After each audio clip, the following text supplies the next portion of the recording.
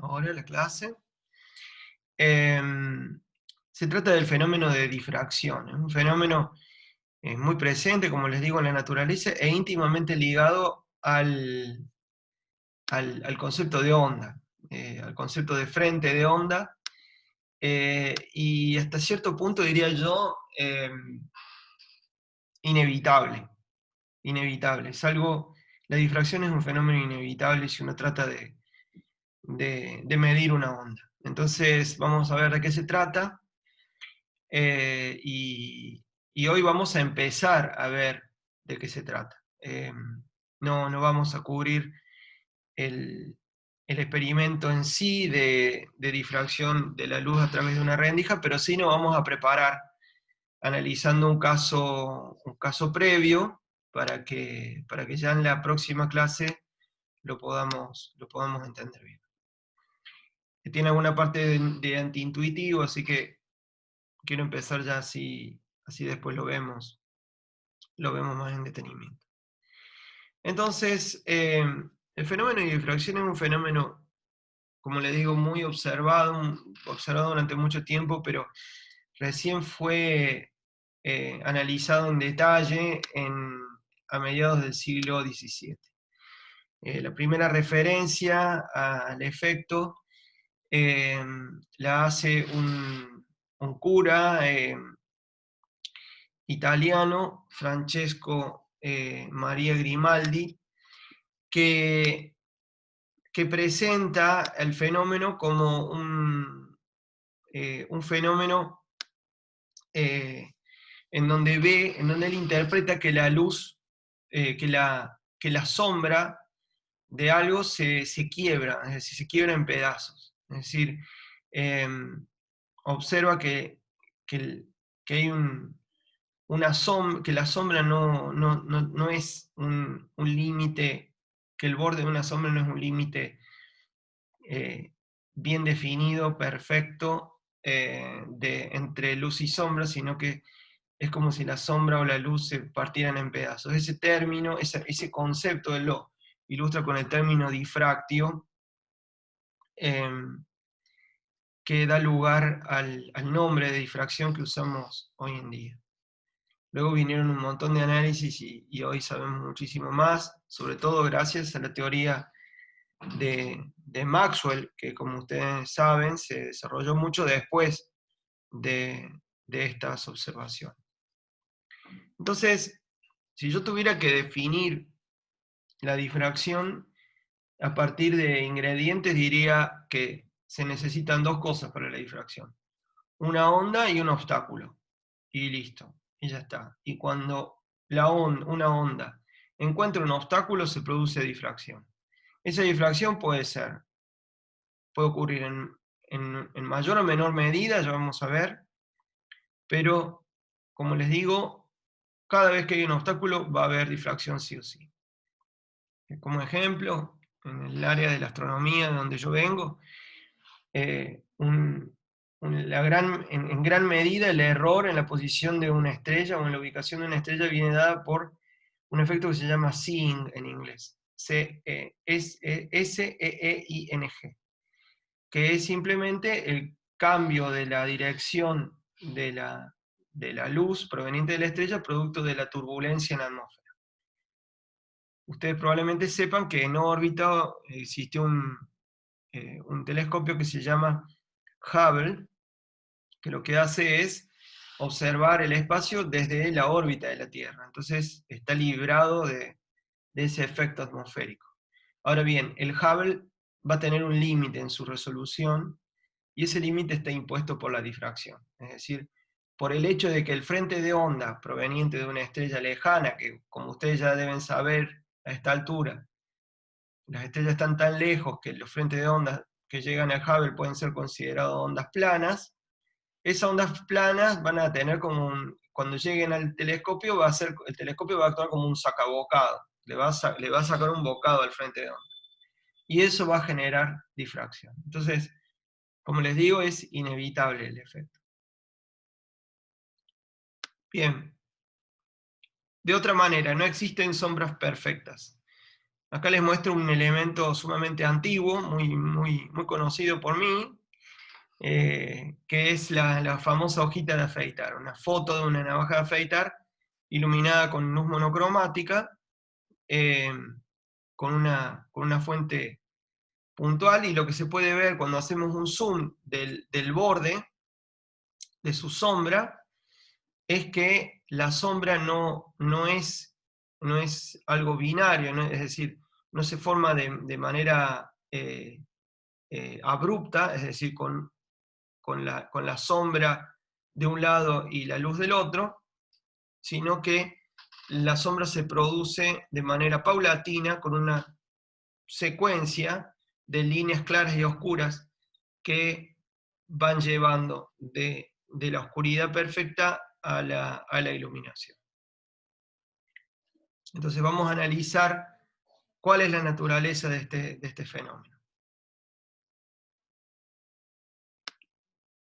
Entonces, para entender ese fenómeno, es necesario revisitar o volver al principio de Huygens, un principio que habíamos visto en la clase de interferencia. Y es que la difracción van a ver, es una manera, es una interferencia, pero vista a nivel general. Así que vamos a tomar varios conceptos de interferencia, la interferencia que ya vimos. Y de hecho, cuando veamos difracción de dos rendijas, vamos a volver tomando límite al resultado que nos dio el experimento de Young. Entonces, el principio de Huygens, ligeramente modificado por Fresnel, dice que todo punto no obstruido de un frente de onda, supongamos que tenemos un frente de onda plano que se aproxima a una abertura, todo punto no obstruido de ese frente, a un instante dado, puede ser visto como una fuente. Acá vemos algunos ejemplos de esas fuentes, de ondas secundarias esféricas que van a reemitir, ¿no?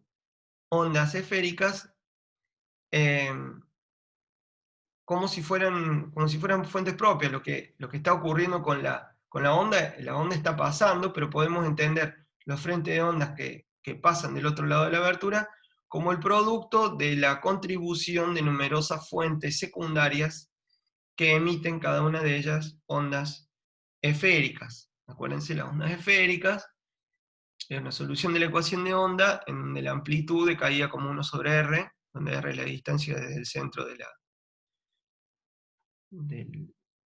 la fuente, desde la fuente, y que puede viajar, y que viaja en dirección radial. El K apunta en la dirección radial, y los frentes de ondas son, por ende, esféricos. Estas ondas secundarias tienen la misma frecuencia que la onda primaria, es decir, no hay un cambio de frecuencia, no hay nada raro. Acuérdense que si cambiamos la frecuencia en la luz, y el medio es siempre el mismo, entonces queda perfectamente definida la longitud de onda por la relación de dispersión, así que listo.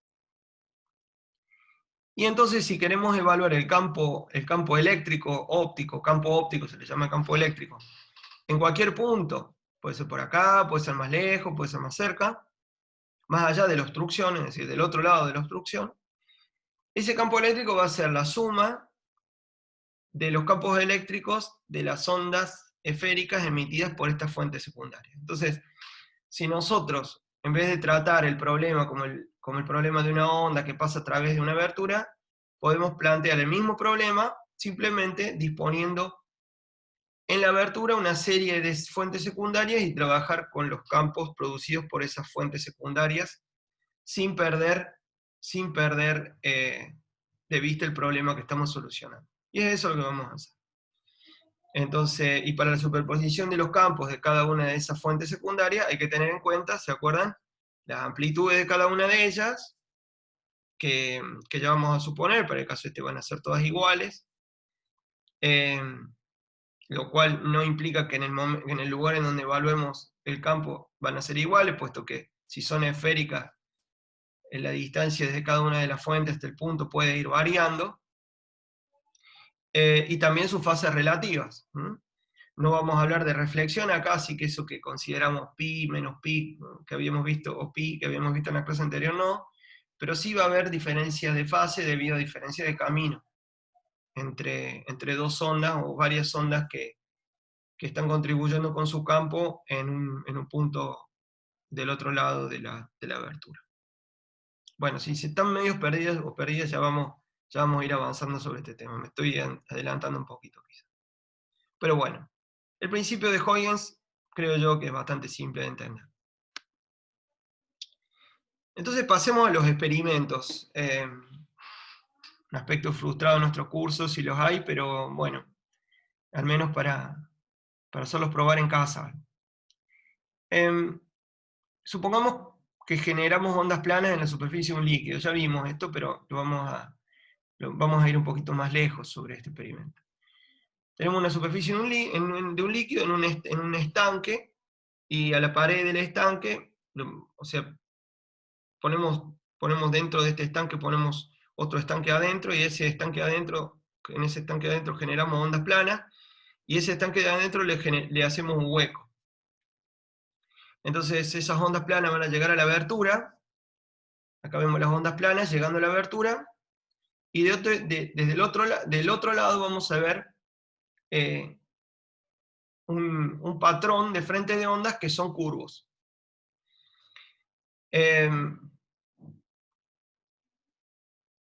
Si nosotros pudiéramos cambiar la longitud de onda de los frentes planos, es decir, separar o juntar los frentes de onda, de manera que siguen siendo planos, pero cambiaríamos lambda, o en el caso de la luz cambiaríamos también la frecuencia de la onda. Lo que notaríamos, notamos en los estanques, porque es más fácil, notamos que el patrón del otro lado va cambiando. En particular, esto es lo que sucede cuando aumenta la longitud de onda. Fíjense que la separación entre las crestas y los valles va aumentando. Esto se supone que es la misma escala, el mismo obstáculo.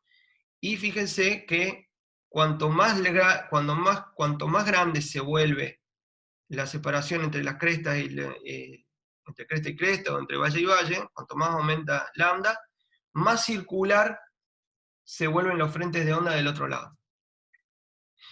Entonces vamos a tratar de entender este fenómeno de manera cualitativa primero. Entonces, veamos primero que tenemos frentes de onda planos que llegan a una abertura. Esa abertura va a ser la distancia AB. Esta abertura es la distancia AB. Ahora supongamos que vamos a evaluar la difracción o los frentes de onda en un punto P. Entonces, ¿cuánto va a ser la diferencia entre la distancia desde A hasta P y desde B hasta P? Bueno, la diferencia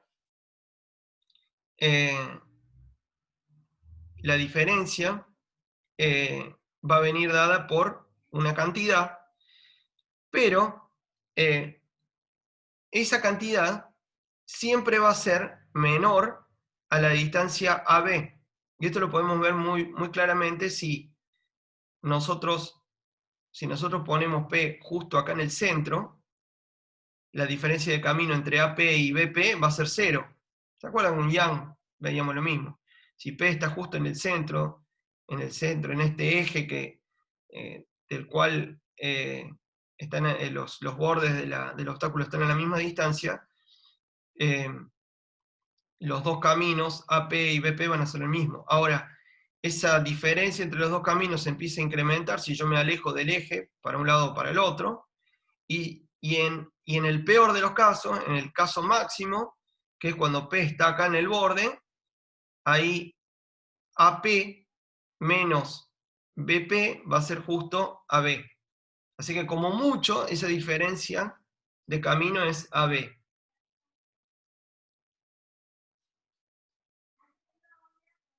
Bien. Entonces,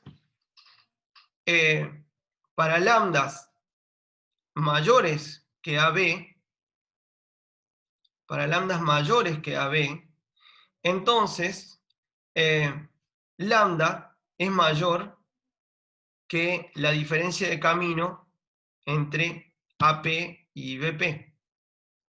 ¿Qué quiere decir eso? Quiere decir que la diferencia de camino entre una onda que sale desde una fuente secundaria acá y otra acá, nunca van a alcanzar la diferencia de fase necesaria para producir interferencia destructiva. La interferencia destructiva, acuérdense, requería que la diferencia de fase entre dos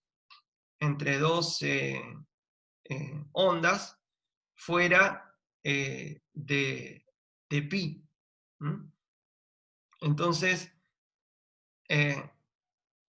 si eso ocurre, si eso ocurría, o sea, si eso no ocurre, si no llegamos a una diferencia de fase tal que se produzca interferencia destructiva, la mayor parte de la región por detrás de la abertura va a consistir en interferencia constructiva. Entonces, va a haber una gran región, en donde las ondas van a superponerse, las ondas provenientes de cada una de estas aberturas van a superponerse y van a ser, no se va a producir la sombra de la abertura. Justamente porque la sombra de la abertura va a venir dada por el primer mínimo de interferencia. Entonces, la región en donde voy a tener interferencia constructiva va a ser muy grande y por lo tanto no va a haber una sombra, sino que la onda se va a esparcir hacia todos, hacia ambos lados de la abertura. Y ese es el caso de abajo que vimos, que es cuando lambda es muy grande. Ese es el caso que habíamos visto, para lambda mayor que AB. Es decir, cuando lambda es mayor que la abertura, entonces vemos una sombra que va mucho más allá de la sombra geométrica. O sea, se esparce la onda mucho más allá de su sombra geométrica. ¿Qué pasa en el caso opuesto? En el caso opuesto, cuando lambda es mucho más pequeño que AB, entonces va a haber alguna posición del punto P para el cual vamos a empezar a tener interferencia destructiva. Entonces ahí lo que va a empezar a ocurrir es que se va a ir matando la intensidad de las ondas a partir de cierto ángulo respecto a este eje, y por ende la sombra de esta ranura va a ser mucho más acotada, no va a ser tan ancha, no va a ser tan reducida como en el caso anterior. Entonces, la onda, cuando lambda es menor que AB, que la abertura, vamos a ver la onda pasando y siendo visible en una región mucho más acotada del espacio del otro lado de la abertura, muy diferente a lo que veíamos en el caso cuando lambda era muy grande. Entonces, lambda grande, la lambda grande respecto a la abertura, la sombra prácticamente no existe. Lambda chico respecto a la abertura, la sombra queda más definida. Entonces, les pregunto, si nosotros quisiéramos que la sombra fuera perfecta, es decir, que solo hubiera ondas en la franja inmediatamente posterior, inmediatamente que coincide con los bordes de la abertura, si yo quiero una sombra perfecta, que no desborde luz o que no desborde agua perturbada, más allá de las líneas que tocan los bordes del obstáculo y son paralelos al eje de simetría, si yo quisiera una sombra perfecta, ¿cuánto tendría que valer lambda? Marco dice, debería ser igual a B, a ver. Fíjense, si lambda es más grande que AB, si lambda es más grande que AB, prácticamente no existe sombras. Las ondas se esparcen mucho más allá de la región en donde están que sigue a la abertura. Si es más chica, la sombra se define más. Si es más chico que AB. ¿Qué pasa si continúo achicando lambda? Sigo achicando. La sombra se definiría más. Se va definiendo más, se van definiendo más. Y si sigo achicando lambda, y si continúo en el límite del lambda más chico, yo esperaría tener la sombra más definida posible. Entonces, ¿qué les dice eso?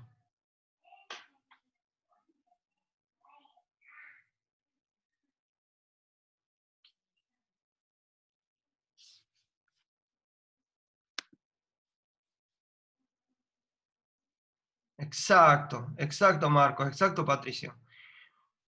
Cuando vamos con un lambda cada vez más chico, la sombra se define mejor. Entonces el límite de la sombra perfecta, o sea, la sombra perfecta se alcanza cuando tomamos el límite de lambda que tiende a 0. Es decir, cuando lambda es muy chiquito respecto a la abertura. En esos casos,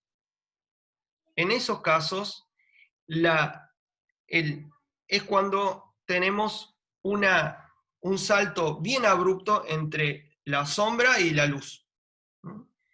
Entonces, creo que ustedes ya vieron óptica geométrica, ¿no? ¿Vieron óptica geométrica ya? En óptica geométrica es una aproximación.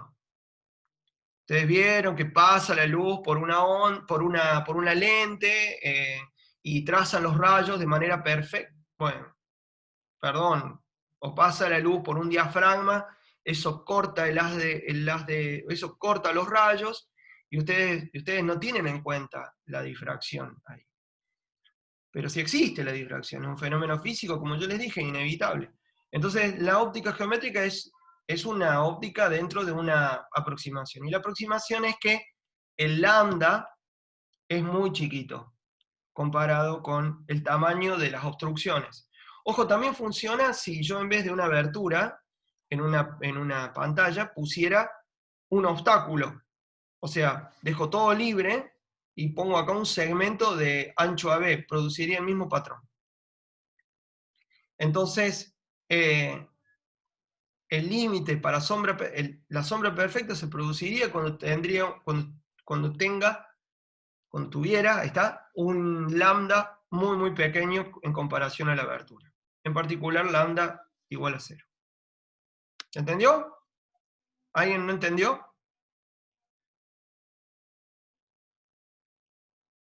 Genial. Bueno, seguimos. La difracción se estudió muchísimo, como yo les decía, y se hicieron muchísimos experimentos, se siguen haciendo hoy en día. Entonces, en particular, se hicieron experimentos en donde se colocaba una fuente puntual muy lejana. Eso garantizaba, acuérdense, que las ondas inicialmente esféricas al salir de la fuente llegaban a mi sistema como frentes de onda planos, y se colocaban ranuras, se colocaba una pantalla con una ranura de un ancho determinado, y detrás de esa ranura se ponía una pantalla. Entonces, el experimento era fuente en un extremo, en el medio una pantalla con un hueco, una ranura, y que dejaba pasar solamente la luz a través de esa ranura, y del otro lado de la fuente una pantalla para ver qué es lo que se ve.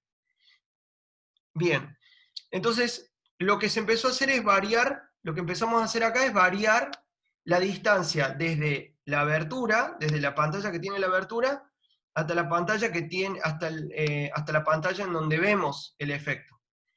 Entonces, sigma grande es la pantalla donde vemos el efecto, la sombra, y sigma chico, sigma minúscula, es la pantalla que tiene la abertura. Entonces, ¿qué es lo que pasa?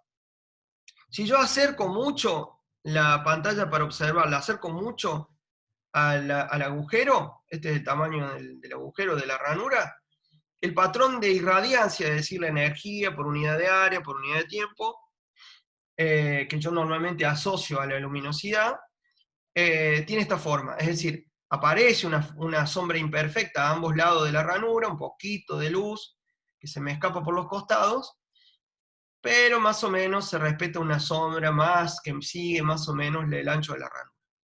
Ahora bien, lo que pasa cuando empezamos a alejar la pantalla en donde vemos la sombra, es que esa sombra se va esparciendo. La región de luz se va expandiendo más allá del ancho de la ranura, al punto en que se transforma en esta función oscilante, en donde hay un mínimo, después hay otros máximos secundarios y hay un máximo central en el medio. O sea, hay grandes cambios en el patrón de difracción cuando yo la evalúo cerca del obstáculo o si la evalúo lejos del obstáculo. Eso define lo que se llama la difracción de Fresnel, que es la de campo cercano,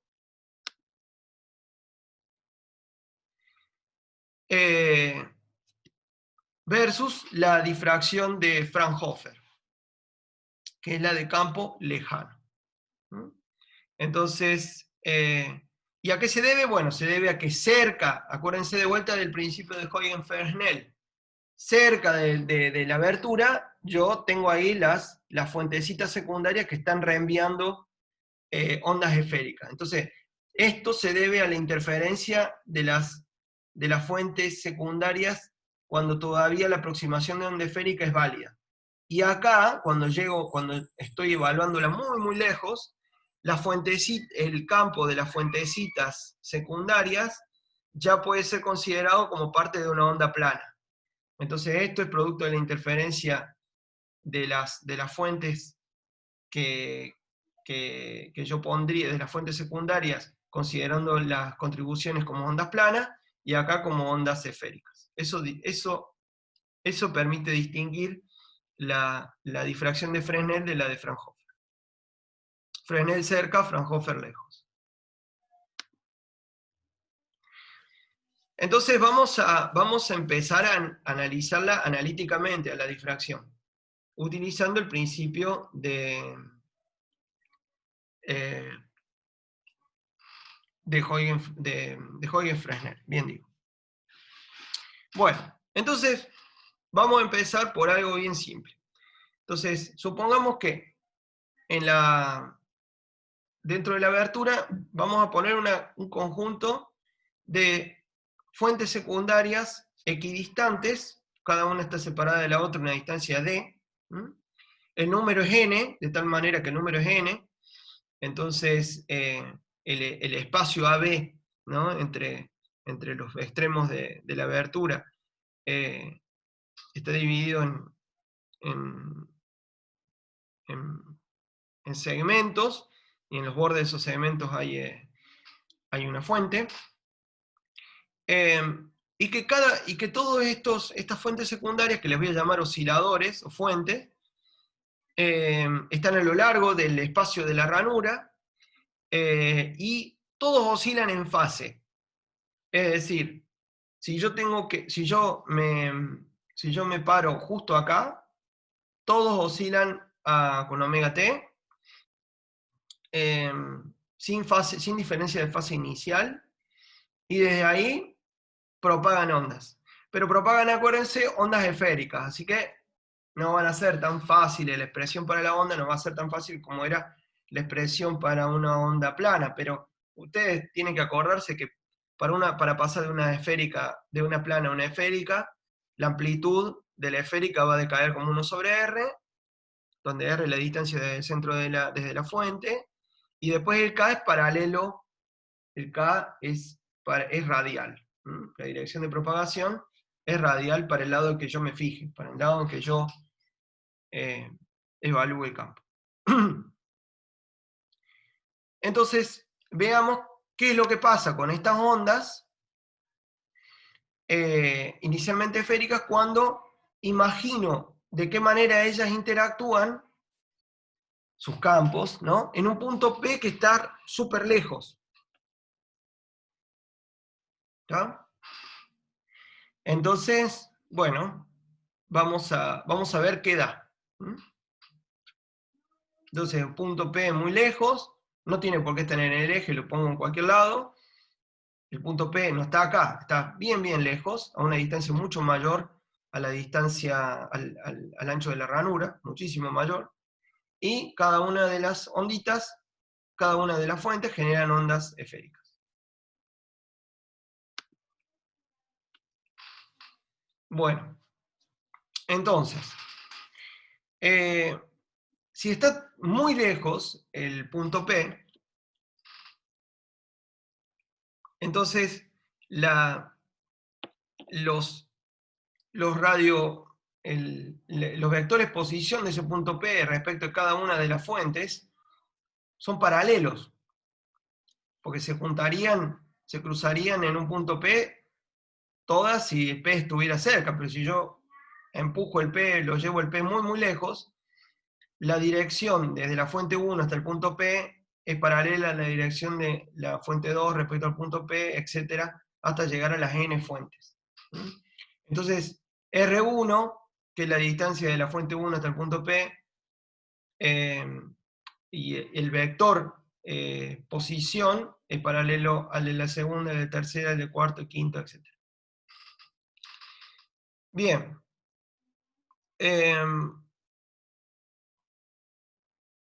Además, una cosa que puedo suponer además es que en primera aproximación, al llegar al punto P, las amplitudes son fuentes idénticas, ¿no? Entonces, no solamente en fase, sino que son idénticas. Cada una irradia con la misma amplitud. Entonces, al llegar al punto P, que está muy lejos, también voy a suponer que la amplitud de los campos eléctricos de cada una de ellas, las amplitudes son iguales. Entonces, la voy a llamar a la amplitud de la onda generada por la fuente 1, E0 en R1, E0 en R1 va a ser E0 en R2, va a ser igual a E0 en Rn, en Rn y va a ser igual en todos los casos. Entonces la amplitud de la contribución de cada una de estas fuentes en P muy lejano va a ser la misma. Y la voy a representar como E0 de R. Porque van a ver, los rayos van a ver, o las ondas van a haber prácticamente viajado a la misma distancia. Esta aproximación la puedo hacer para la amplitud, no tanto para la fase. Bien. Y ahora voy a apelar a algo que usamos antes para circuitos de corriente alterna. Sí, circuito de corriente alterna. Pero que es muy útil cuando hablamos de onda o fenómenos oscilatorios, que es usar números complejos. Tranquilícense, vamos a pasar brevemente por números complejos, pero nos van a servir un montón para entender qué es lo que pasa con la fase. Entonces, vamos a expresar el campo eléctrico de cada onda, de cada ondita, allá en el punto P, como la parte real de un número complejo. Entonces, ¿se acuerdan? E0 por D0 de R, que va a ser la amplitud que va a depender de la distancia porque es una onda esférica, por coseno de KR menos omega t. Entonces, ¿cómo lo escribo eso? Lo escribo como la parte real de E0 de R por E a la I KR menos omega t. ¿Se acuerdan? E a la I KR omega t era coseno de KR menos omega t más I por el seno de KR menos omega t. ¿Se acuerdan de eso? Entonces, ¿qué es lo super piola de trabajar con complejos? Que con complejos, con la notación de Euler, yo puedo separar la contribución espacial de la contribución temporal. Eso es lo bueno que tiene trabajar con complejos. ¿Se acuerdan que nosotros trabajábamos en circuito de alterno, nos sacábamos el E a la I omega T, trabajábamos con los tildes, con la corriente tilde, con el voltaje tilde, y después le poníamos de vuelta el I omega T y se simplificaba todo? Bueno, esto también se puede hacer acá.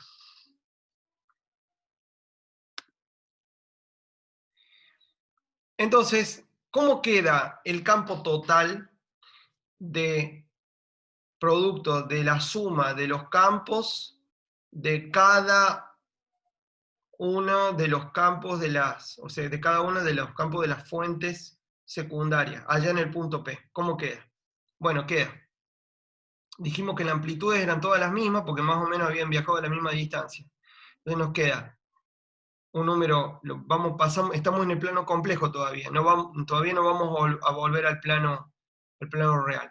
Entonces vamos en los complejos. En los complejos va a quedar, el E complejo va a ser E0 por R, E0 de R, que es la onda 1 de la fuente 1, E a la I K R1, los K son todos los mismos. ¿Por qué? Porque el vector K apunta, los vectores K de cada una de las fuentes apuntan todos en la misma dirección, porque estoy tan lejos que todas las rectas, esas rectas que veía antes son paralelas. Entonces tengo K por R1, K por R2, K por Rn. ¿Mm? Acá nos separaron, esto lo tomé yo del libro de Hedge, no separaron todavía el I omega T, pero acá lo separan, así que ya llegamos a eso. Entonces queda K por R1, que es K por la distancia desde la fuente 1 hasta P. Después tengo K por la distancia de la fuente 2 a P, etcétera, etcétera, hasta y K por Rn, que es la distancia de la fuente n hasta P. Supongo las amplitudes todas iguales. Entonces, ¿qué voy a hacer? Voy a sacar factor común el campo de la fuente 1, y van a ver para qué sirve eso.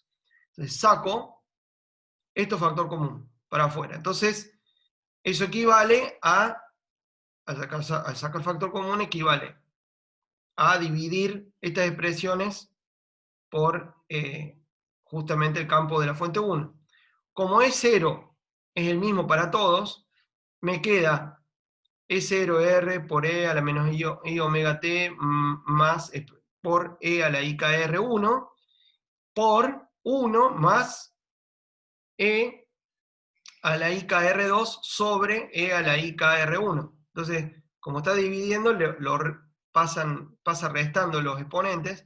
Entonces me queda R2 menos R1, un término en R2 menos R1, otro término entre R3 y R1, otro término entre Rn, hasta el término con diferencia de distancia entre Rn y R1.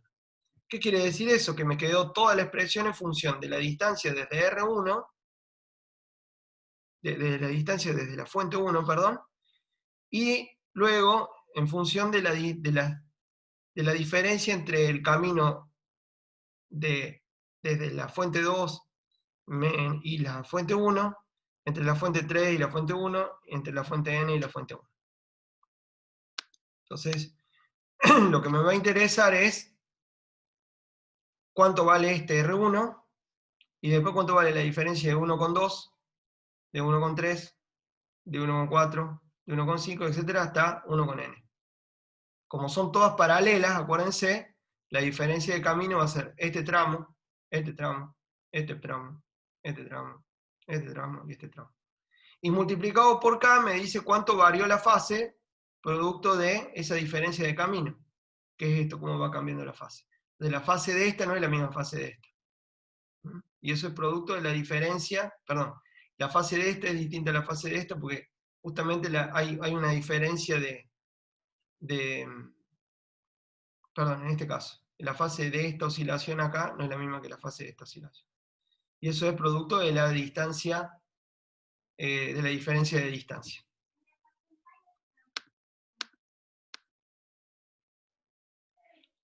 Bueno, ¿y cuánto vale esa distancia? Ya lo vimos eso. Lo vimos con Young.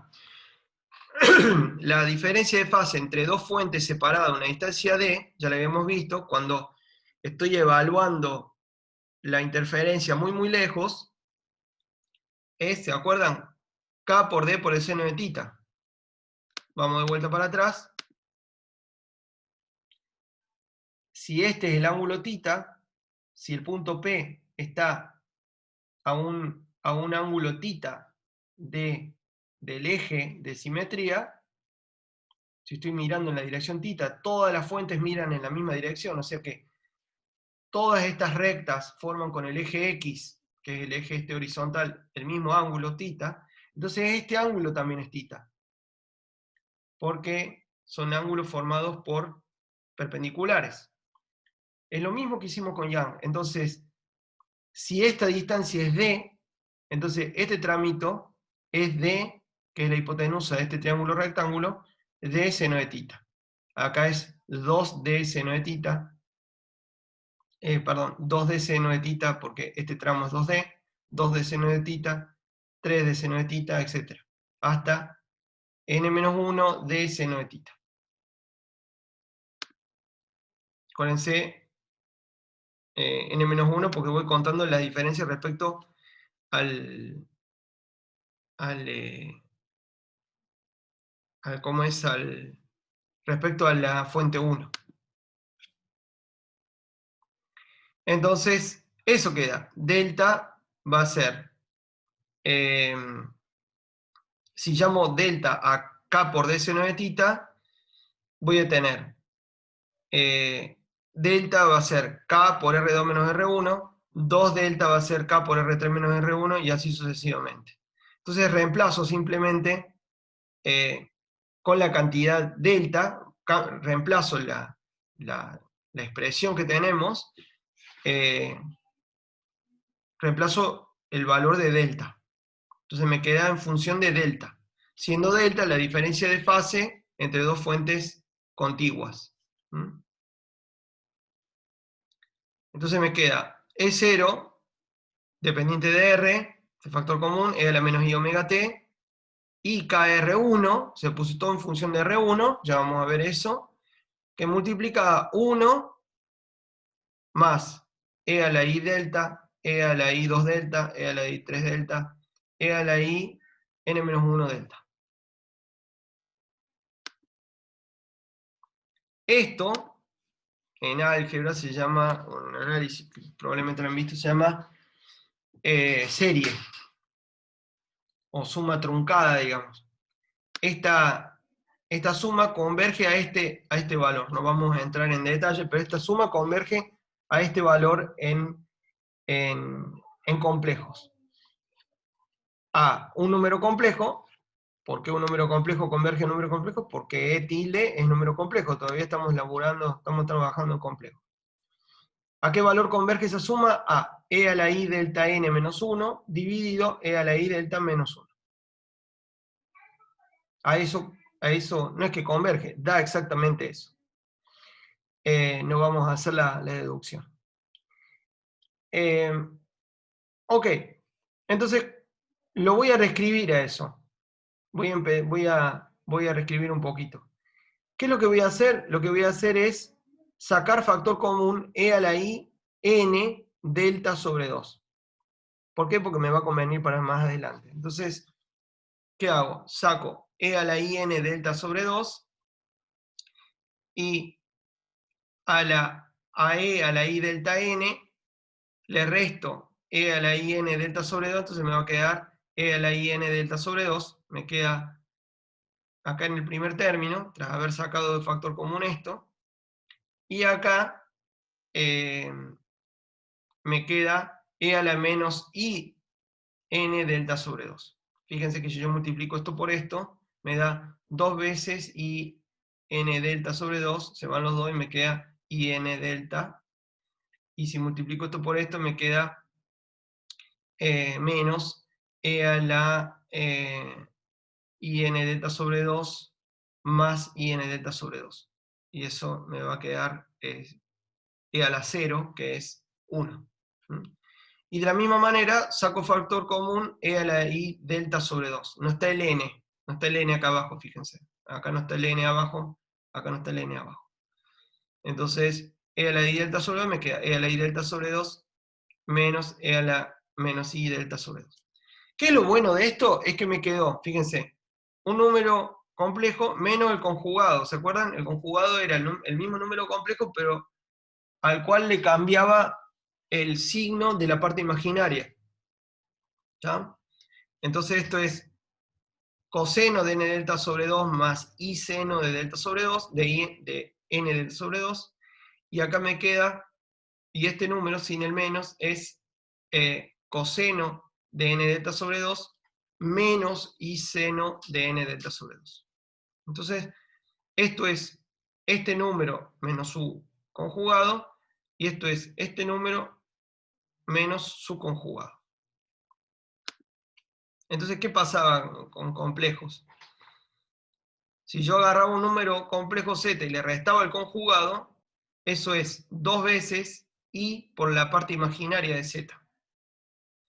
Entonces, si ustedes se toman la molestia de escribir esto y esto como una parte real más una parte imaginaria, esto y esto y esto y esto, lo que les va a quedar es esta expresión. Le va a quedar se van a ir los dos i, se van a simplificar los dos i, porque acá va a aparecer un 2i y acá va a aparecer otro 2i, se van a ir los 2i, y les va a quedar e a la i n-1 delta sobre 2, que multiplica el cociente del seno de n delta sobre 2 dividido el seno de delta sobre 2. Todavía es un número complejo, no cantemos victoria. Bueno, ¿cómo venimos hasta acá? ¿Hay algo que no se haya entendido?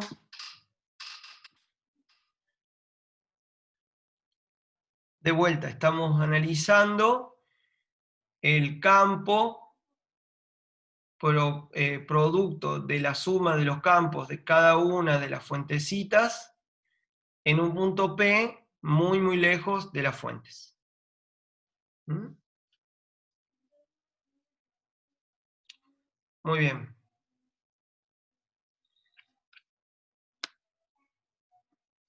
Entonces, ¿cómo queda el campo? Bueno, ya resolvimos este problema, el problema de esta parte. Entonces ahora multiplicamos. ¿Se acuerdan que nos había quedado toda la parte de E0 por de E0 de R por E a la menos I omega T por I KR1? Entonces, ahora sí, nos queda la expresión para todo el campo. Que es un lío, ya lo sé, es un lío. Pero ya lo vamos a ir simplificando, no se preocupen. Entonces,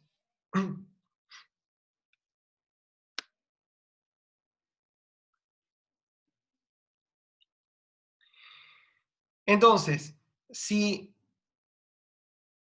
ahora me queda esta expresión, y acá dentro de este e a la i me quedó una cosa que a priori parece complicada, pero en realidad no lo es. Ya vamos a ver qué ocurre, y acá vamos a hacer una aproximación. Entonces, lo que acá dice es que tenemos que K multiplica a R1, y esto es más N-1 por D delta sobre 2. Ahora, si yo ahora refiero todo a la distancia AP desde el centro del conjunto de fuentes, es decir, si en vez de medir todo desde la fuente 1, cuya distancia al punto P era R1, si ahora mido todo desde el centro de la ranura, esa distancia va a ser R. Y esa distancia va a ser 1/2 de n-1 por d seno de tita más R1. A ver si, no tengo acá la figura, pero se los puedo explicar desde acá.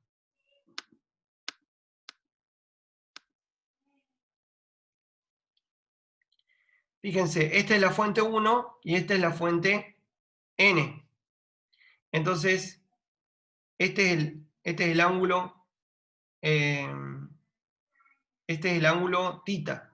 Entonces la mitad de la fuente, o sea, lo que a mí me interesa es pasar de referir todo respecto a R1, de referirlo todo respecto al punto medio del conjunto de estas fuentes. Entonces, lo que yo saco es que la diferencia de distancia entre R1 y R, que está en la mitad de este arreglo, va a ser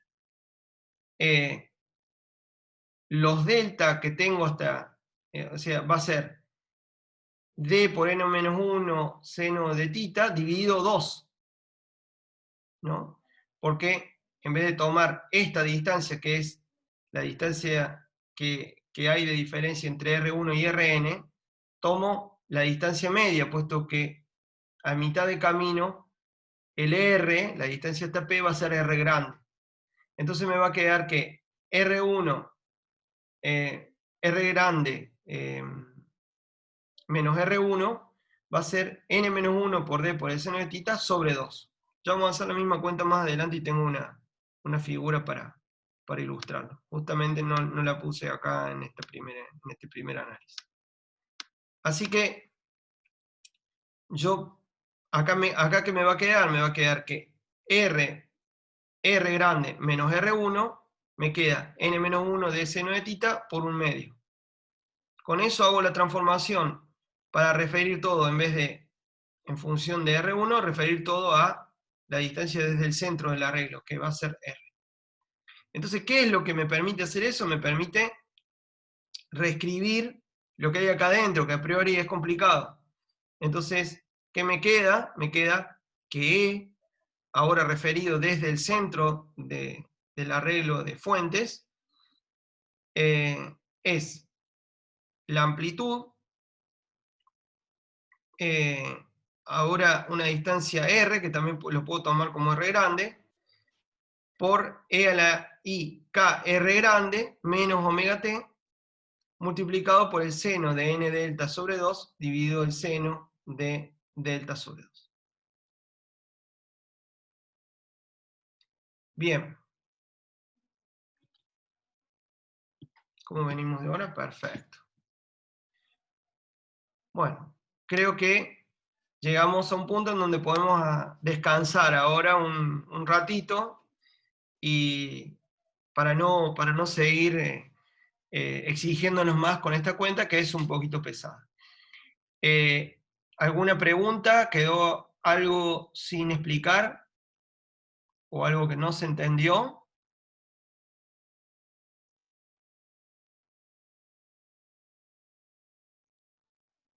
Bueno, muy bien.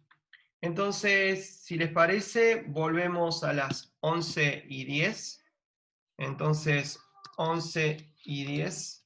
Nos vemos de vuelta. Descansen, respiren un poco, salgan a ver el sol que está lindo. Y nos vemos 11:10.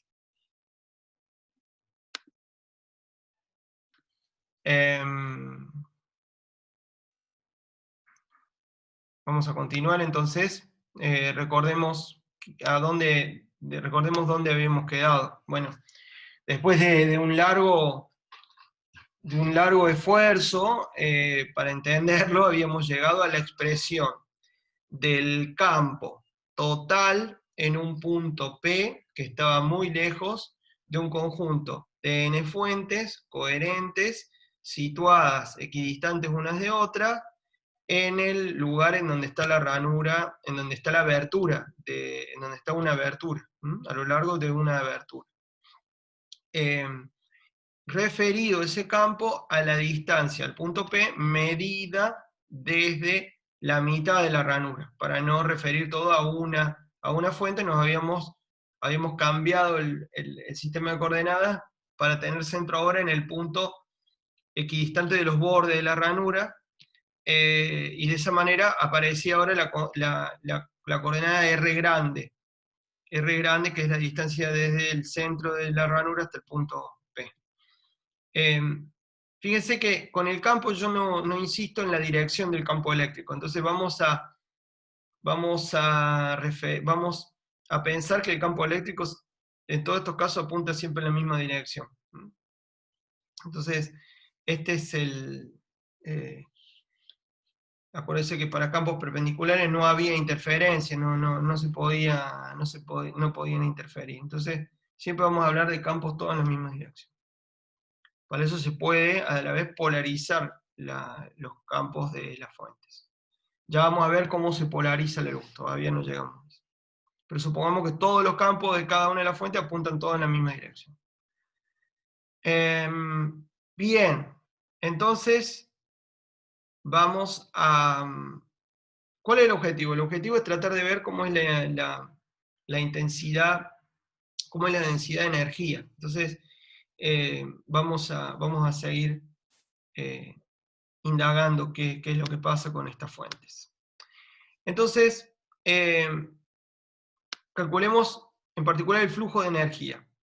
El flujo de energía, ustedes se acuerdan, es el flujo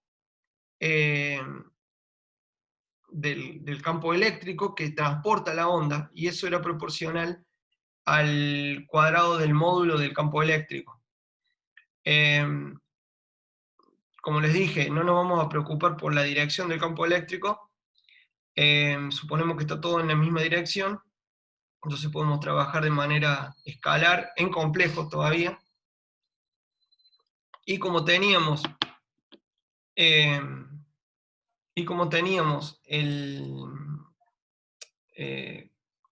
¿cómo es el campo, bien digo, en complejos, E cuadrado por la propiedad de los números complejos es E multiplicado por su conjugado. Entonces, E por su conjugado sobre 2 me da una expresión para ahí que depende del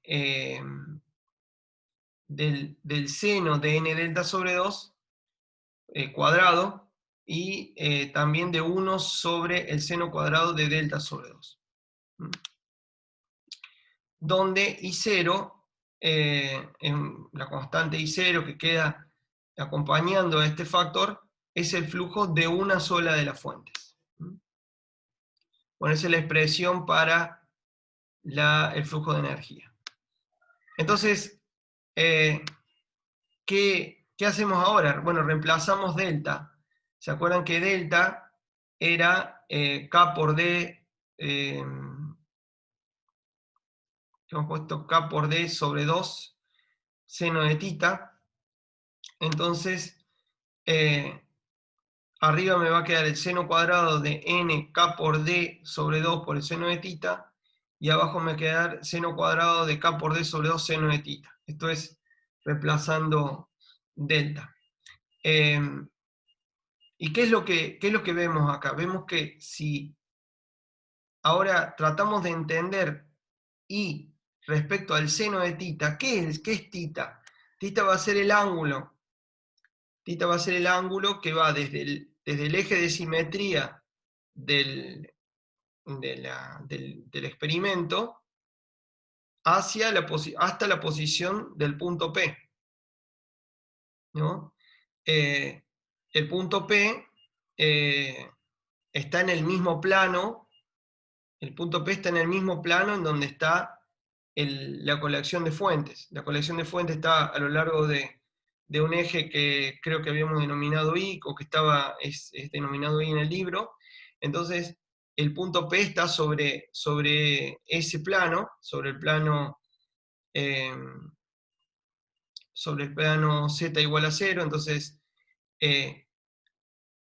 tita se mide desde el eje X, que saldría que nace desde el medio de la colección de fuentes, hacia la posición del punto P. Y lo que voy a estudiar es cuánta energía hay en cada dirección. Si yo, de la misma manera que con Young, si yo miro lejos del eje X, o sea, lejos del eje de simetría de todo el problema, a lo largo de la dirección Y me voy moviendo, bueno, cómo va variando esa intensidad de energía. Entonces, fíjense que acá esta es la misma cantidad, esta cantidad es la misma de acá, pero multiplicado por n.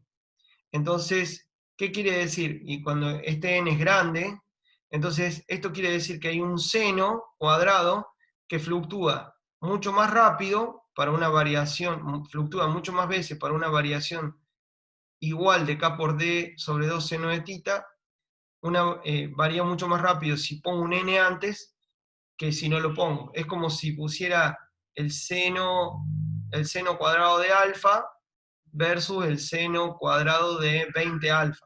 El seno cuadrado de 20 alfa va a fluctuar mucho más rápido. Si alfa es un radián, el seno cuadrado de 20 por alfa va a haber fluctuado muchísimo, va a haber fluctuado desde 0 hasta un radián, va a haber fluctuado mucho más que el seno de alfa si alfa va desde 0 hasta un radián.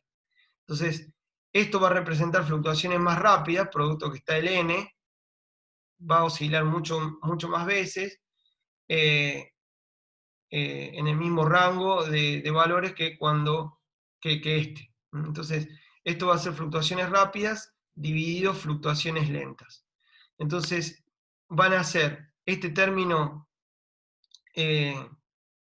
esto va a dar lugar a, es esta una curva en función del seno de θ, la expresión de seno cuadrado de n alfa sobre seno cuadrado de alfa, es esta que ven acá abajo, para n igual a 6. ¿Qué van a hacer? Van a hacer un montón de, una serie de picos de máximos a intervalos regulares, y entre ellos una serie de máximos secundarios. Ya lo vamos a ver esto más en detalle, pero esta función tiene esta pinta. La cantidad de picos y la cantidad de picos secundarios entre los picos principales va a depender de n, y los picos grandes y los picos secundarios a la vez van a estar separados por mínimos que pasan por 0. Entonces esta función también va a pasar por 0 y va a pasar por máximos. Y el valor máximo es n cuadrado. Ya lo vamos a ver la clase que viene, sin ir más lejos. Pero bueno, esta es la forma. Bien. Bueno, ahora, perdón, llevemos el problema a otro nivel, a un nivel mayor, que va a ser, en vez de pasar de una colección discreta de fuentes, vamos a pasar a un continuo de fuentes. Es decir, vamos a suponer ahora que en el hueco de la ranura, a lo largo de esa ranura, ponemos n fuentes, una muy pegadita a la otra, haciendo tender n a infinito y haciendo tender de la distancia entre ranura, la distancia entre fuente, a 0, de manera de tener un continuo, y que ese continuo va desde d sobre 2 a menos d sobre 2 en el eje y, como le expliqué. La distancia r, ¿se acuerdan? La habíamos visto, era sobre el plano z igual a 0, entonces acá lejos está el punto P, que sería donde está la pantalla, donde estaba evaluando la suma de los campos, y voy a considerar ahora una distribución de fuentes continua, es decir, voy a decir, en tanta distancia tengo un número tanto de fuentes. Entonces, cada punto de este arreglo ahora continuo, de esta línea continua de fuentes, va a emitir una onda esférica que va a tener una amplitud E0 sobre R por el seno de omega t más KR. Bueno, acá cambiamos el coseno por el seno, pero es lo mismo. Y vamos a suponer que tenemos una cantidad de fuentes por unidad de distancia. Como les dije, esa densidad de fuentes por unidad de distancia va a ser el número total de fuentes en toda la línea, que va a ser un número grande ahora, dividido el largo de la línea, que va a ser d, como dijimos. Entonces dividamos este segmento en m tramos, cada uno de un largo delta Y. Es decir, una una variación de delta y, todavía no es un diferencial. Entonces, voy a tomar cada incremental de delta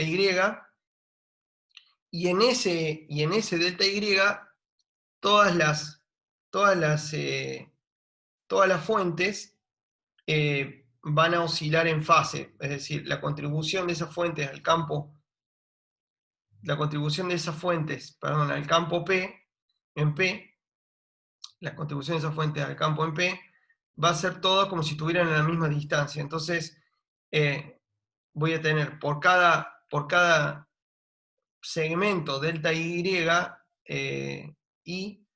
voy a tener un campo en P que va a ser E0 sobre RI, que va a ser la distancia desde el segmento delta y, seno de omega t menos K por R sub I, que es la distancia desde el elemento delta y hasta P, por la cantidad de líneas, por la cantidad de fuentes que tenga en ese delta y. Eso va a ser, como se acuerdan, la densidad de vuelta en un solenoide, lo mismo. N, el número total de fuentes, dividido el largo de la línea, multiplicado por el diferencia, o el incremento de distancia delta y. Entonces, para pasar al continuo, va a haber que pasar de delta y a un diferencial de y. Entonces, ¿qué es lo que tengo que hacer? Al mismo tiempo hay que hacer tender n a infinito, pero también achicar la amplitud a cero, porque si pongo infinitos segmentos, cada uno de una amplitud finita, el campo en P va a diverger. Entonces tengo que hacer al mismo tiempo un movimiento de aumento de n, un límite de aumento de n, y un límite de achicamiento de la amplitud de oscilación para cada diferencial de y. Entonces, para facilitar un poco las cuentas, se define la intensidad de fuente por unidad de longitud. Entonces, ¿qué va a hacer eso?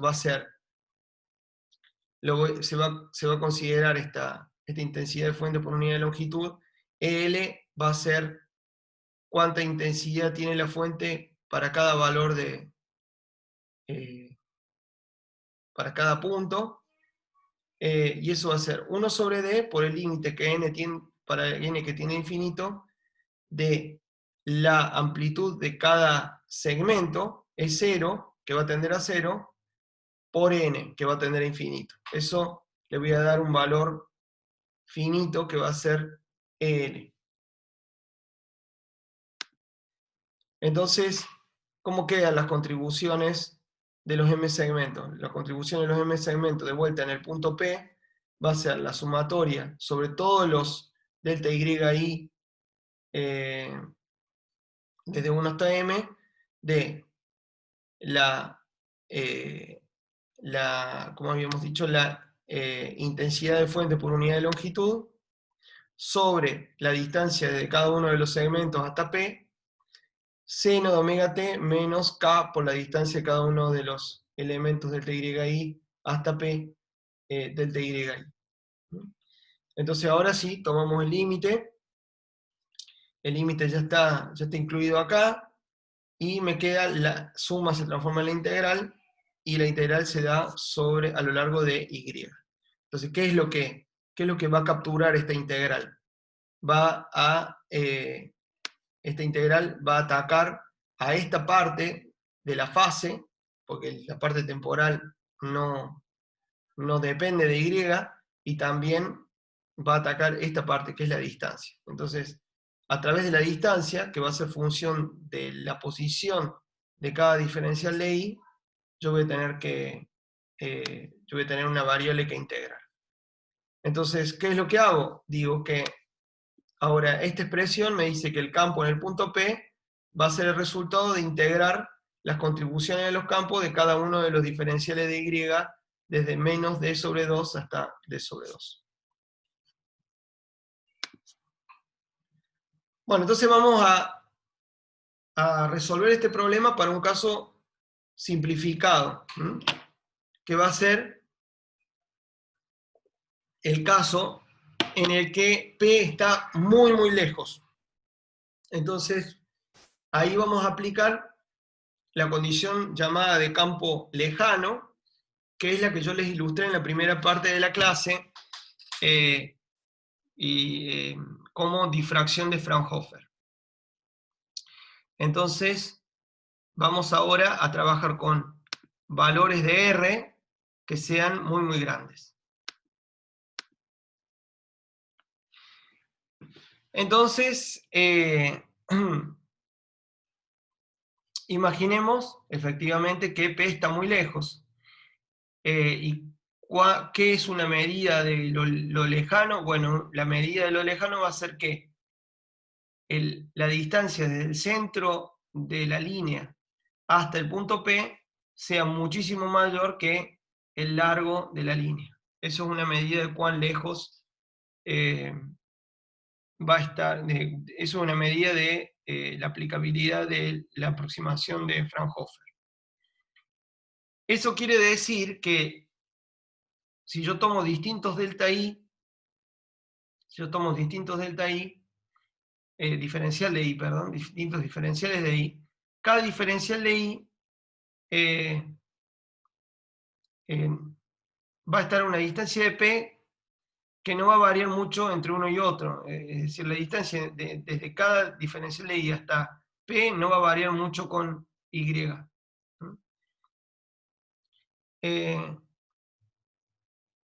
También esperaría que esta distancia, la distancia de cada elemento del diferencial de I a P, esperaría que no variaría mucho respecto de la distancia medida desde el centro de la línea, que es R. Entonces vamos a aplicar esa aproximación a la expresión esta que habíamos obtenido anteriormente.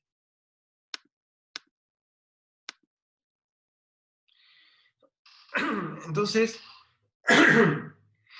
sin integrar vamos a tener la amplitud de la contribución de cada diferencial de Y al punto P, en el punto P, ¿no? Es decir, la expresión anterior, pero sin integrar en Y.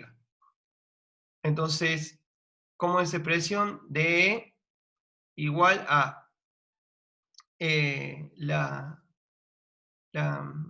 E sub L, que lo habíamos definido ya por unidad de longitud, y ahora voy a reemplazar R, los RI, lo voy a reemplazar por R grande.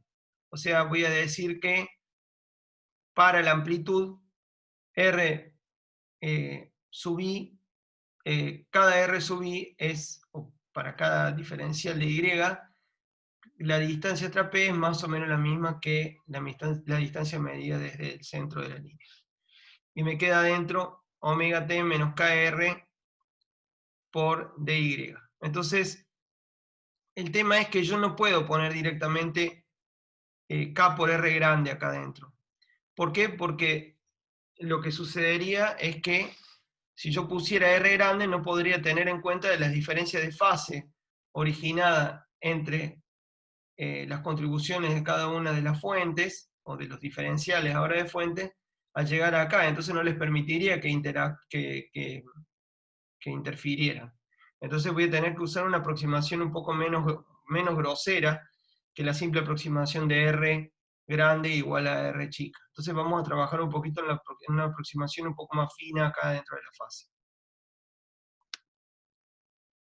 Entonces acá está el grafiquito que también es aplicable a la explicación que hicimos hace un rato sobre la aproximación para llevar todo desde un extremo de la colección de fuentes coherentes. ¿Se acuerdan cuando pasamos a describir todo, en vez de la distancia de la fuente número 1, pasamos a describir todo desde el centro del arreglo? Bueno, el mismo razonamiento aplica en este caso.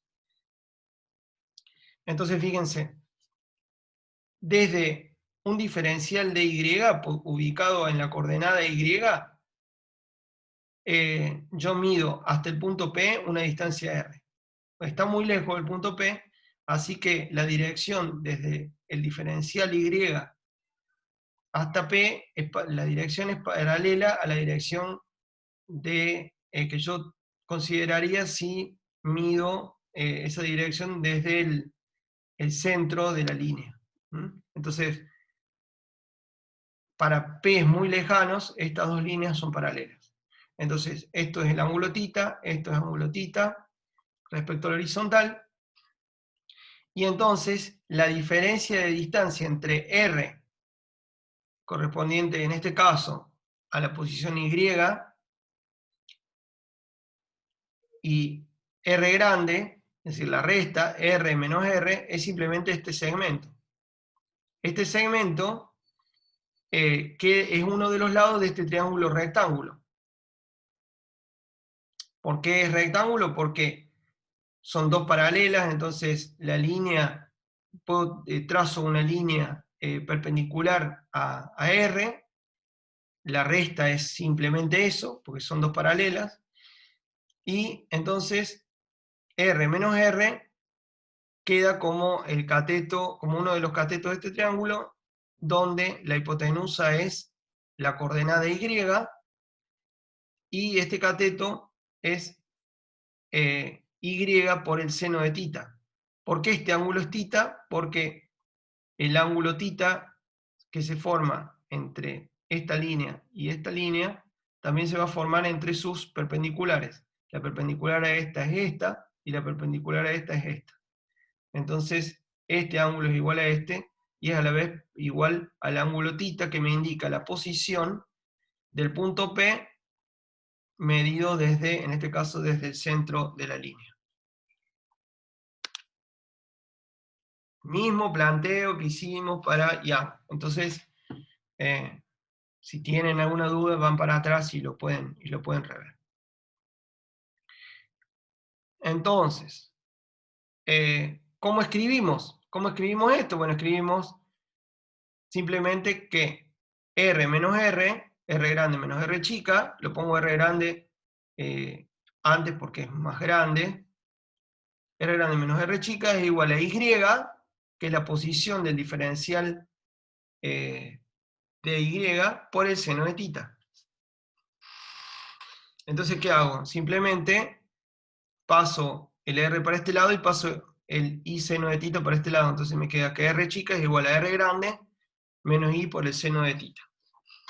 Entonces ahora lo que hago es reemplazar adentro de la fase R por esta aproximación, que es un poco más fina que la aproximación que había hecho para la amplitud, en donde yo simplemente no le daba importancia a θ y ponía R minúscula igual a R grande.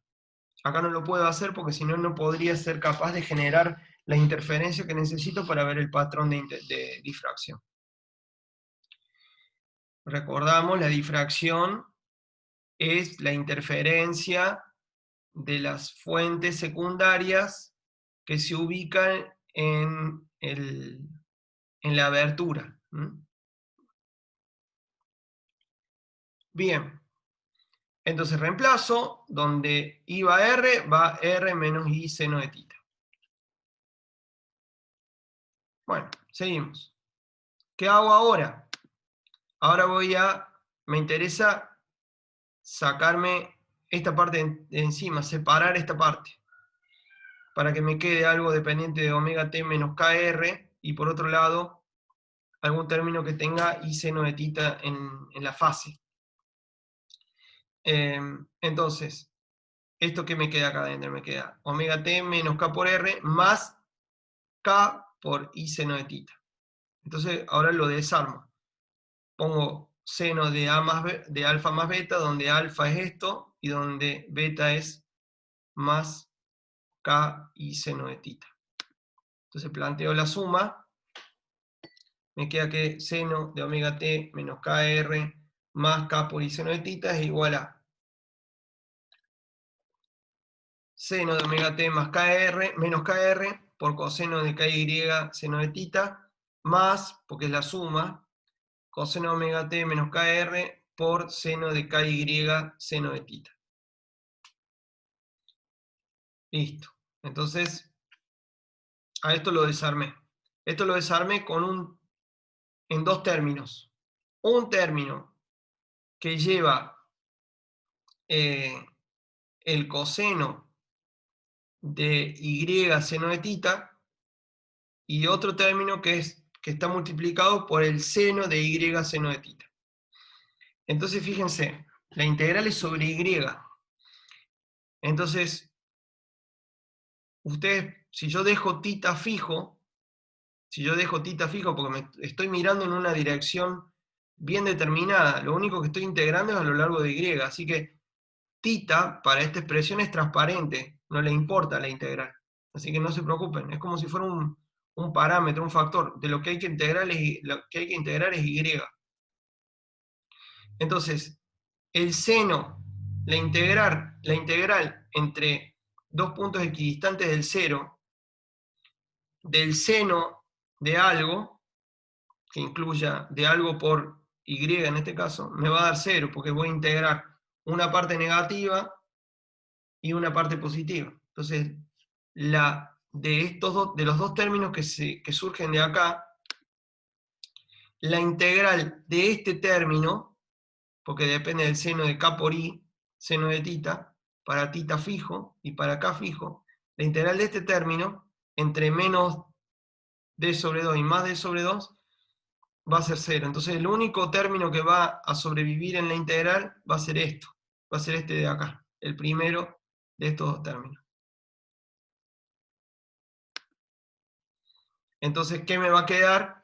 Va a quedar la integral del coseno, que va a ser el seno, entonces me va a quedar, esto es el producto de la integral anterior me va a dar esto, y eso es seno de KD sobre 2 seno de tita, dividido KD sobre 2 por el seno de tita, multiplicado por el seno de omega t menos K por R, y también multiplicado por esta amplitud. Entonces, nuevamente voy a tener, la expresión para el campo va a ser una onda que va a ver, que parece que proviene desde el centro de la línea, con cierto factor que tiene en cuenta la interferencia entre las distintas ondas que vienen de los distintos diferenciales de Y, ahora ya integrados. Entonces, bueno, como esta expresión es un poco complicada, vamos a definir el parámetro beta como KD sobre 2 por el seno de tita. Acuérdense, tita me dice simplemente a dónde estoy evaluando el campo, la suma de los campos. Entonces ahí la expresión queda mucho más fácil, mucho más resumida, más compacta. La amplitud, seno de beta sobre beta, seno de omega t menos kr. Esta es la parte variable en el tiempo, y acá me quedó la parte de la interferencia. Entonces saquemos ahora la irradiancia. Y la irradiancia, ¿se acuerdan? Para Young era el promedio temporal para el módulo de E al cuadrado. A E lo tenemos acá. Entonces, si le ponemos módulo a todo esto y lo elevamos al cuadrado, me queda esto al cuadrado, seno de todo esto al cuadrado. Promediando en el tiempo, me queda, todo esto sale afuera y me queda el promedio del seno cuadrado de omega t menos kr. Promediando a lo largo del tiempo, esto me va a dar un medio, porque el seno cuadrado va entre 1 y 0. Entonces ya lo hemos visto esto. Entonces simplemente al promediar esto al cuadrado me va a quedar esto al cuadrado por un medio. Ahí está. El promedio, ¿se acuerdan que lo habíamos representado con los brackets? Esto del módulo del seno de omega t menos kr al cuadrado es un medio, y por lo tanto y de θ, la irradiancia sobre la pantalla en función del ángulo θ que me dice en qué punto estoy evaluando la irradiancia, siempre a lo largo del plano paralelo a la línea de fuentes continuas, es 1/2 de la amplitud por el seno de beta cuadrado sobre beta cuadrado.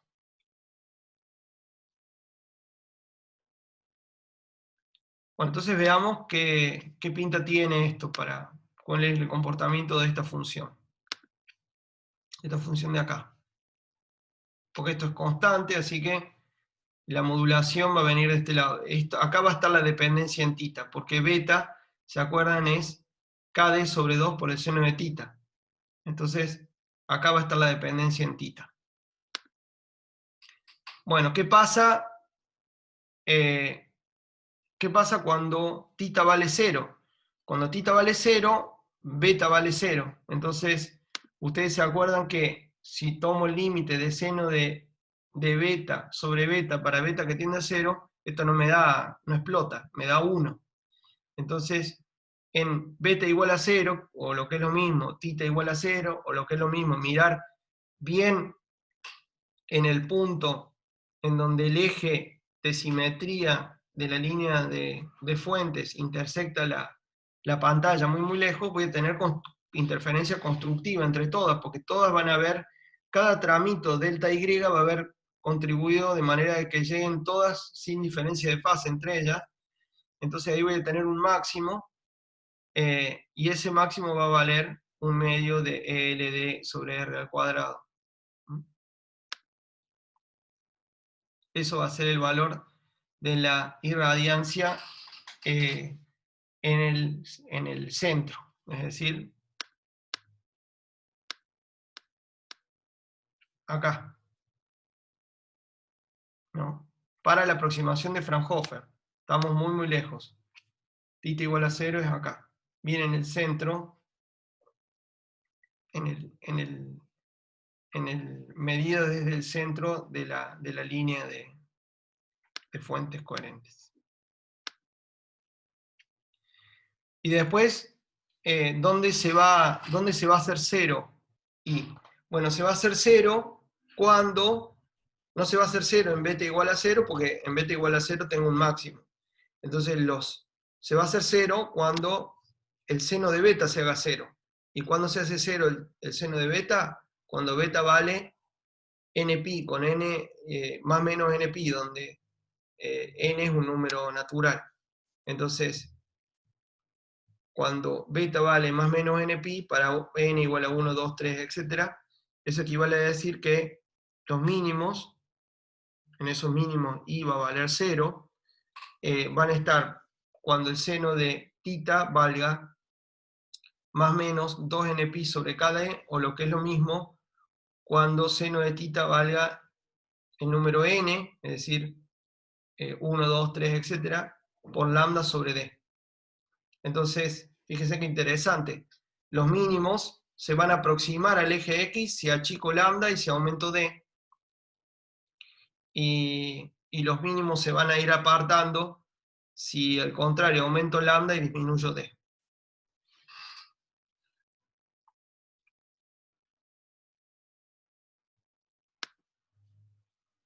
Entonces, ¿qué pasa cuando aumento d? Es decir, cuando hago la línea de fuentes cada vez más larga, mucho más larga que la longitud de onda con la que estoy trabajando.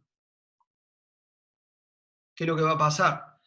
Y bueno, entonces la irradiancia, el beta, se va a volver muy grande. ¿Por qué? Porque el beta, fíjense cuánto vale beta, lo habíamos definido, beta es k por d sobre 2. En el k, acá en el k va 1 sobre lambda.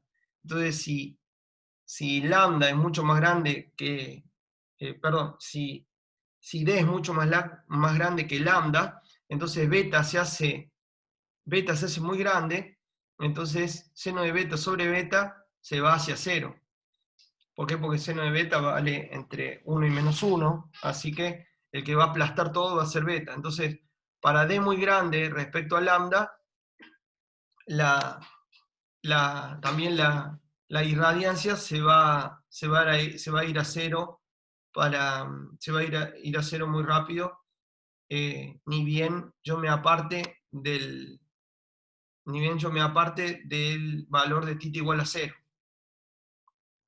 Para θ igual a cero voy a tener el máximo, pero el valor yo estaba evaluando acá, estaba evaluando la irradiancia, entonces al aumentar d respecto a lambda, es como que el patrón se va a afinar, el patrón que yo veía extendido se va a cortar, a cortar, a cortar, y solamente voy a tener un máximo muy puntudo, muy, muy, bien, ¿cómo decirlo? Bien angosto, colimado, digamos, en el plano XZ.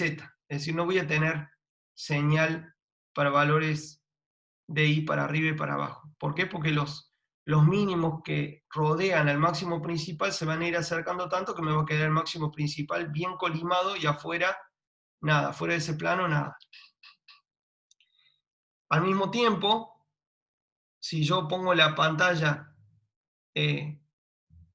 tangente a esta curva R constante, voy a tener lo mismo, voy a tener como si fuera una onda circular bien colimada en este plano XZ. Entonces, ¿qué quiere decir? Quiere decir que cuanto más grande es este largo, que cuanto más grande es D, más colimado está más concentrado está el patrón de difracción en el plano situado en la mitad que intersecta la mitad de la línea de fuentes. Para la luz visible, esto es hablar de un largo de 1 centímetro. Si tomo D igual a 1 centímetro, para la luz visible ya es suficiente como para generar un patrón de irradiancia que esté bien colimado alrededor del plano ZX. Es interesante, es medio antiintuitivo, porque uno se imaginaba que cuanto más largo fuera esta colección continua de fuentes, más grande sería el patrón más extendido estaría el patrón de difracción, pero eso no ocurre. Es decir, cuanto más largo es la línea continua, más colimado está la señal. Bien, ¿a qué equivale? ¿Qué quiere decir? Quiere decir que, desde el punto de vista de la fase, es como si toda la línea fuera una fuente puntual, situada en el centro de la línea, a una distancia r del punto P. Eso es lo que pasa cuando esto se va a cero. Este término se va a cero. Entonces es como si no hubiera, en θ no hubiera difracción.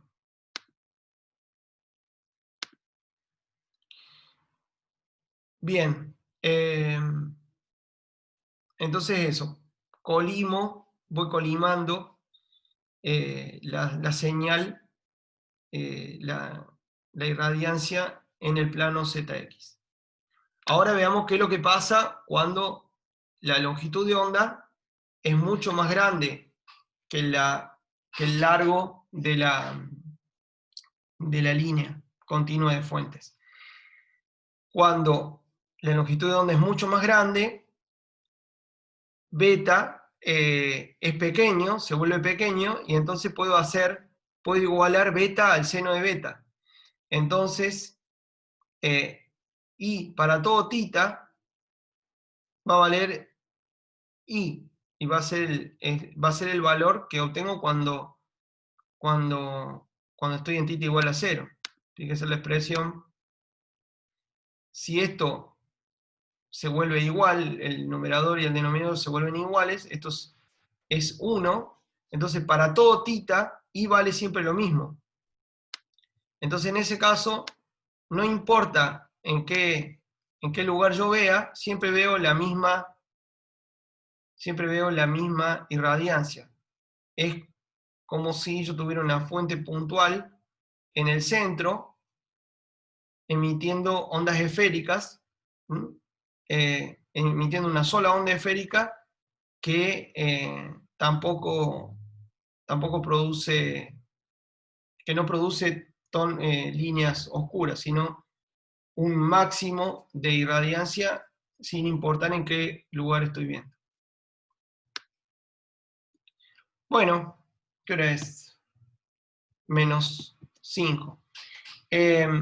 Yo creo que acá podemos detenernos por el día de hoy. Nos falta un poquito ahora para entender la difracción de una rendija, porque ahora lo que vamos a ver es qué pasa cuando tenemos una rendija de un determinado ancho y un determinado largo. Entonces, una rendija va a ser un espacio en donde va a haber un largo tal que D va a ser mucho mayor que lambda y va a tener un ancho, la rendija, tal que lambda es mucho menor que D. Entonces, en un eje vamos a tener este efecto que les hablo, y en el otro eje vamos a tener este efecto. Entonces ahí vamos a ver cómo se construye el patrón de difracción para una abertura rectangular en donde el lado más largo cumple con la primera condición y el lado más corto cumple con esta condición. Vamos a ver qué pasa para la aproximación de Fraunhofer. Nos vamos a mantener en difracción de Fraunhofer, no vamos a estudiar en este curso difracción de Fresnel, nos vamos a concentrar en los aspectos de campo lejano, que son también los más simples también y más fáciles de abordar. Así que, bueno, eh, han visto que hoy ha sido una clase un poco pesada, pero ya para la próxima vamos a concentrarnos más en la forma del patrón de difracción y no tanto en las cuentas, esas cuentas a veces tan complicadas o tan engorrosas más que complicadas, son cuenteríos más que cosas muy sesudas. Bueno, ¿tenemos alguna pregunta? ¿Quedó alguna pregunta? ¿Hay algo que no se entendió?